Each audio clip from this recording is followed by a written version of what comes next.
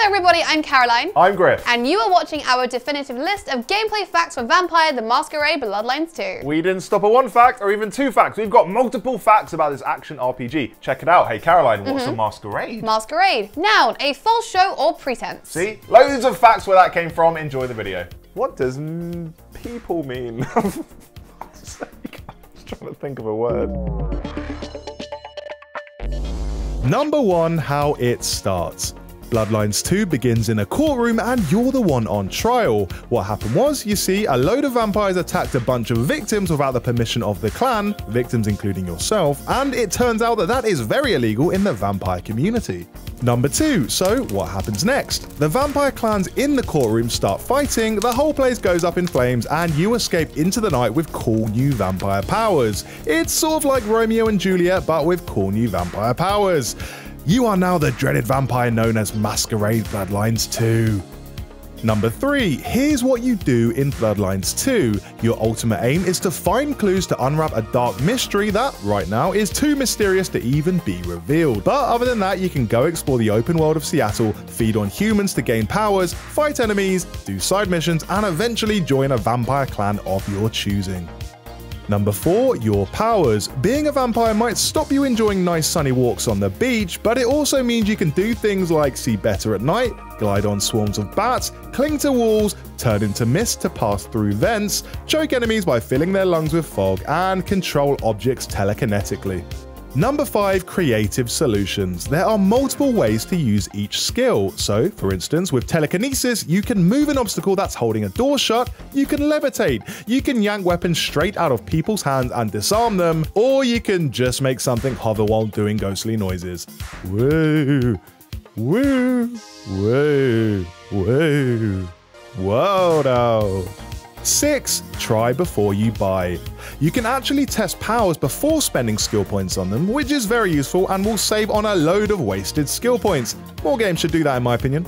Number 7, you have 3 main disciplines to pick from in Bloodlines 2. Your discipline determines combat abilities and other attributes. Chiropteran is all about using the power of bats, mentalism is based on telekinesis, and nebulation gives you control over mist. Number 8, character customization. Although Bloodlines 2 is first person, there are loads of ways you can personalize your character, including different outfits, body types, haircuts, and gender pronouns. You can actually customize yourself twice in Bloodlines 2, once at the start of the game and again a little later in order to fine-tune your vampire. Number 9, your background matters. As well as picking what you look like, you'll also get to decide your employment history, whether that's a coroner, a cop, or a barista. Well, this is Seattle. If you select cop, you'll find entering the police station a whole lot easier.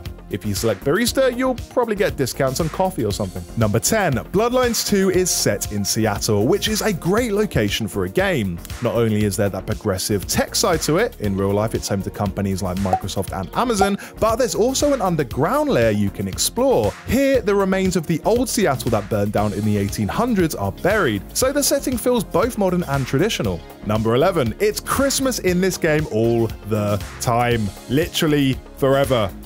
Nice. Number 12, you get your own apartment in this game. One of your friendly vampire mates sets you up with it, so you'll likely come back here to save the game and dress yourself. Try not to burn it down, that'd be great. Number 13, living right next door to your apartment is a cowardly vampire. In interviews, developers from Hardsuit Labs have detailed how he's trying to stay neutral in the vampire turf war raging across Seattle by relying on blood bags to survive. Tasty blood bags. 14, feeding on people. Bloodlines 2 has something called resonances, which are basically intense emotions you prey upon. The idea is, you use your enhanced vampire senses to see when a human is giving off a particular resonance. These include fear, pain, joy, and anger. You then drink their blood to get the associated bonus. One of these is a temporary melee buff. Number 15, here's an example to flesh out the whole resonances thing if that sounded weird. You might see someone crash their bike. You can then choose to go in and suck their blood, which will give you the pain resonance. Or, if you see a couple out for a walk, you can target them and get their desire resonance. See? Makes perfect sense. 16. Permanent buffs. If you focus on a particular resonance enough, you'll be rewarded with a permanent buff called a merit. Merits are a way you can specialize your vampire. 17. You can't just run around feeding on whoever you like. you will get in trouble not just with the police, but also a load of supernatural watchdogs. Also, the more you're out in the open, the more afraid people will get, and the less likely it is they'll be walking on the streets at night, which is just sensible, really. 18. Avoiding combat. There are plenty of non-violent solutions to problems. You can find a shortcut in the environment, whether that's traversing a vent or vaulting over a 15-foot high wall, or you can talk your way out of it. You can also use the powers of seduction, which is something I know loads about. Seriously, loads of stuff. Come to me. Number 19. If you did want to fight things though, the first-person melee combat looks fun as hell. There's throat punches, backflips, and you can also grab guns and use them until the ammo runs out. I don't know though, there's something not very vampire about using a shotgun, is there? Might just stick to fists. 20. Further into the game, when you're an established vamp, you'll get to choose your own clan allegiance. One of those clans, to give you an example, is the Bruiser, who are a very fighty bunch. Join them if you want perks like the ground pound, slow time, and the ability to punch people so hard they shatter into tiny pieces. 21. You've got a phone, and by texting people, you'll be able to accept side quests. Let's just hope no one asks us to go bowling. God, that's an old reference.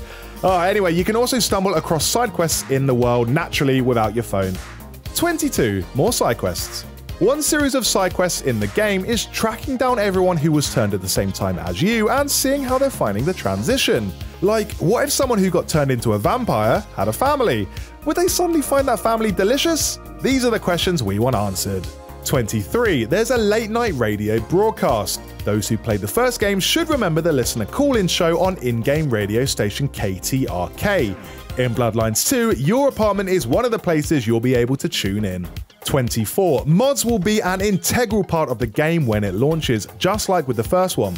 Expect to be able to download a bunch of user-generated content milliseconds after the game appears online. Okay, maybe not that quickly, but anyway, the devs will be adding extra vampire clans to the game after launch as DLC, and those are going to be free. And finally, we come to the release date. The first Vampire the Masquerade game came out in November 2004 and competed with 3 huge releases in Halo 2, Half-Life 2, and Metal Gear Solid 3.